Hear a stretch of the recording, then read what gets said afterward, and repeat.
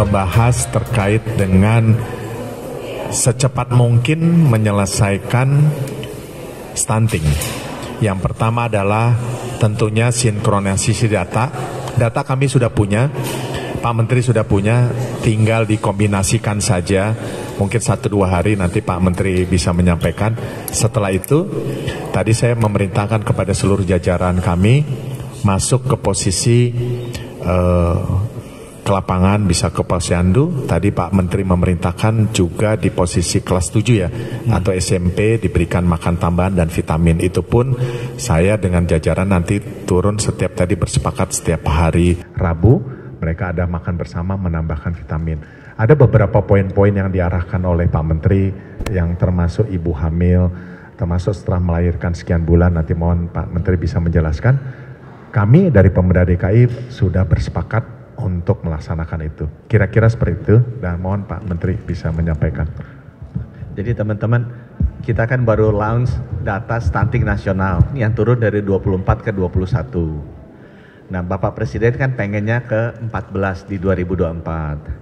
Saya tadi datang ke Pak Gub, negara-negara maju itu kan di bawah 5. Yuk kita kasih hadiah ke Bapak Presiden. Ini belum janji ya Pak Gub ya. Yuk kita kasih hadiah ke Bapak Presiden. Ada provinsi yang kalau bisa di bawah 5. Karena DKI sekarang posisinya di 16. Nah, jadi kita bicarakan tuh.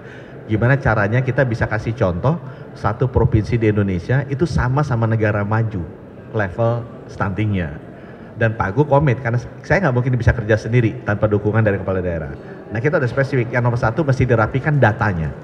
Jadi datanya by name by address itu mesti sama, data Kemenkes dengan data gubernur dengan data BKKBN kita udah setuju. Akan disamakan cepat itu dalam waktu seminggu. Nomor 2, programnya juga disinkronkan. Karena program-program kesehatan itu tadinya banyak, kita fokuskan ke 2 grup. Grup ibu hamil, karena itu resiko stunting paling tinggi sebelum melahirkan kan. Dan grup bayi usia 6 sampai 24 bulan. Karena di situ dia butuh makanan tambahan di luar ASI. Dan itu butuhnya spesifik harus ada protein hewani. Bisa telur, bisa ikan, bisa susu, bisa daging ayam atau daging sapi. Nah, kita tadi udah duduk sama Pak Gubernur gimana kita mengeksekusi program ini. Spesifik ke ibu-ibu, jangan sampai pada saat hamil dia anemia, kurang darah, dan jangan sampai dia pas hamil kurang gizi. Itu gimana caranya? Kemudian anak-anak yang sudah lahir, terutama usia 6 sampai 24 bulan, bagaimana mereka jangan sampai kurang gizi dan gimana cara ngukurnya, monitoringnya, sehingga kita bisa identifikasi secara lebih dini. Jangan keburu sampai stunting. Harusnya diidentifikasi sebelum stunting, itu dicegah jangan sampai ke stunting. Karena udah stunting kesembuhannya rendah sekali. Nah, kita udah setuju akan mulai minggu ini persiapannya, minggu depan kita langsung jalan. Gitu, karena ini masalahnya masalah eksekusi, dan mudah-mudahan nanti kita bisa lapor lagi ke Bapak Presiden bahwa progresnya itu cepat. Dan balik lagi, ambisi nih belum janji ya, ambisinya sih kita mau bisa berdua nih 5% lah DKI, gitu ya Pak Gub ya. Jadi terima kasih Pak Menkes, contoh kita boleh, saya rasa bisa lah insya Allah target itu. Karena misalnya di Cilincing aja kemarin 777 stunting, kita bisa langsung menurunkan sebanyak 17%. Yang sudah lulus 134 yang bisa tertangani. Priok 81, lantas yang paling tinggi memang penyelesaiannya 134 itu di Cilincing.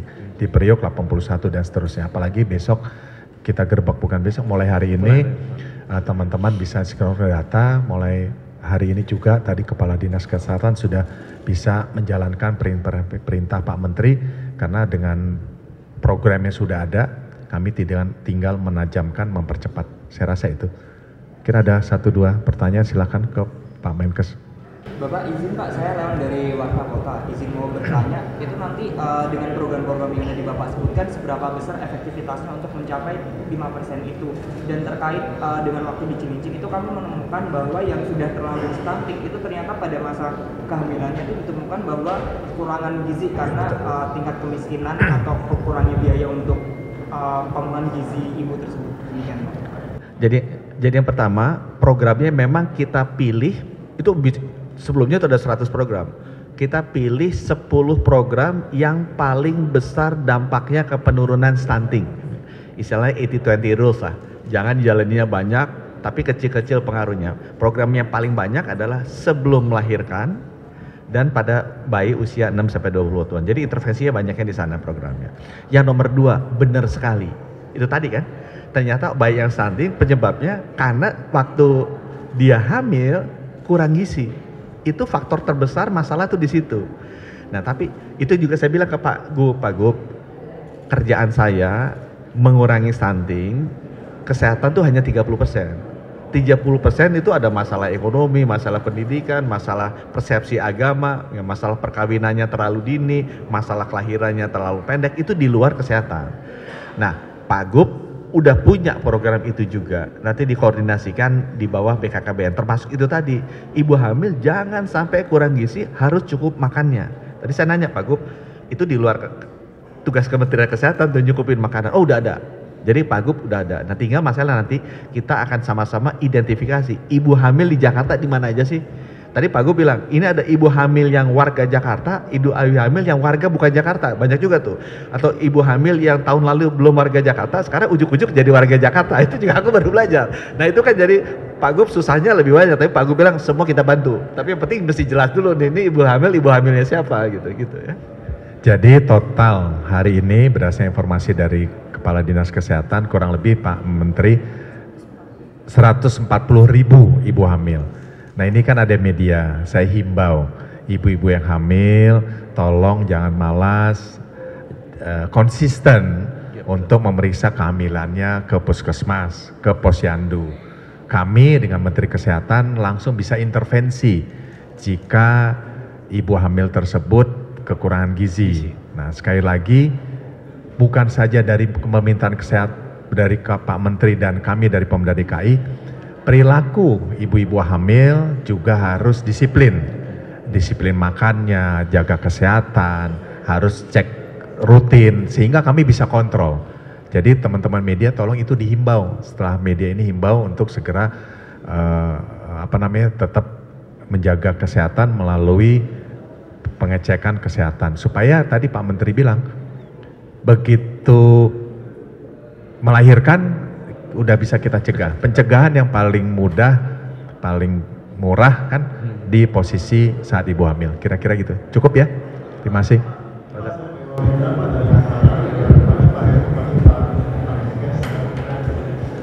Tadi di rapat tadi apakah sudah ada data fix Pak berapa sih yang stunting di Jakarta apakah sesuai dengan data BKKBN yang disebutkan 110.000 berapa ya? prevalensinya.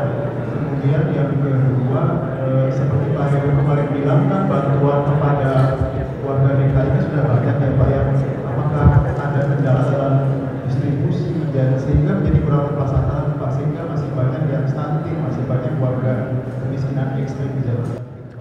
Saya jawab dulu yang pertama ya Pak.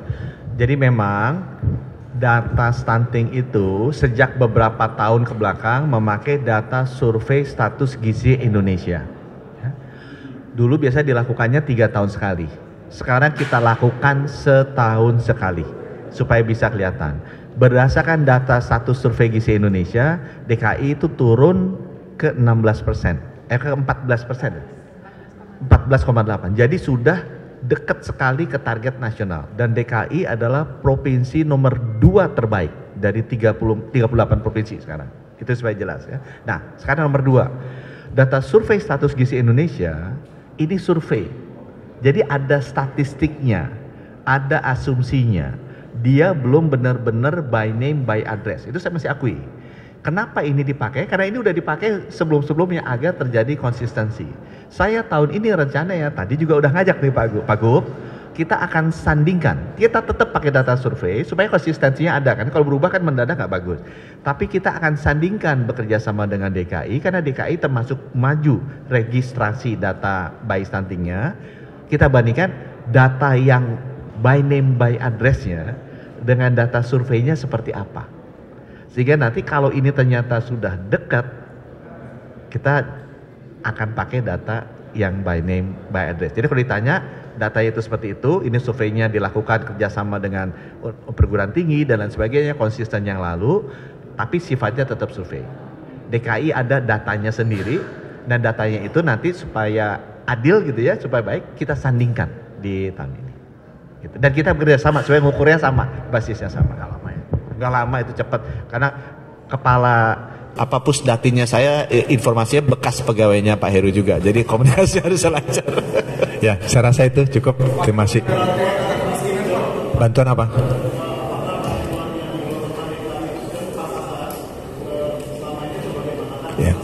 Ya, bantuan dari DKI itu kan lebih besar, lebih skopnya lebih luas.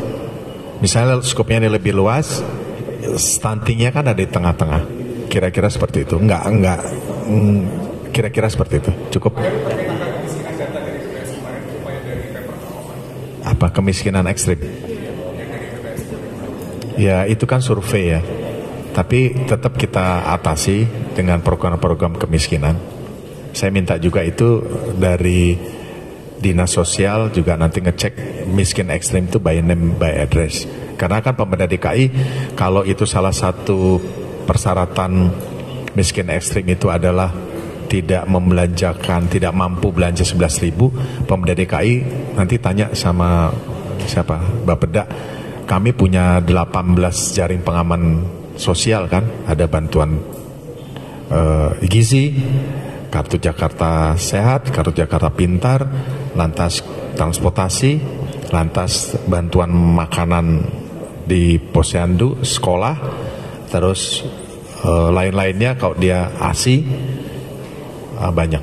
Nanti detailnya silahkan tanya. Kira-kira itu cukup. Kemiskinan itu di kampung apung ternyata juga salah satu faktornya mereka tidak menerima bantuan sosial atau bansos selama bertahun-tahun. Itu bagaimana Pak di kampung apung Muara Baru? Ya kita cek benar apa enggak ya. Cukup. Terima kasih.